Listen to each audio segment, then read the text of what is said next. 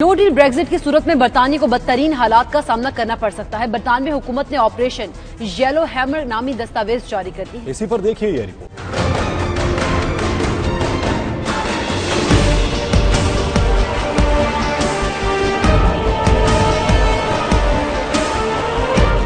Parliament के दबाव पर जारी की गई दस्तावेज 2 अगस्त को तैयार की गई थी, जिसके मुताबिक बरतानिया का बगैर किसी मुआहदे के यूरोपीय यूनियन से इनखला बदतरीन नताइज का पेश खैमा साबित हो सकता है। नो डील ब्रेक्जिट की सूरत में अद्वियात की किल्लत पैदा होने का अंदेशा है। ऐसी सूरत में न सिर्फ इंसानों बल्कि जानवरों की जिंदगियां भी खतरे में पड़ सकती हैं। बगैर मुआहदे के इनखला की सूरत में मुल्क के कुछ हिस्सों में ईंधन की किल्लत हो सकती है और बिजली की कीमत में गैर मामूली इजाफे का इम्कान है, जिसकी वजह से मुआशरे के हर तबके के मामूलात शदीद मुतासिर होंगे। अशियाए जरूरिया की किल्लत के इम्कानात भी जाहिर किए जा रहे हैं, जो न सिर्फ खरीदारों बल्कि कारोबारी अफराद को भी बुरी तरह मुतासिर करेगी और इनके लिए कारोबार चलाना मुश्किल हो जाएगा।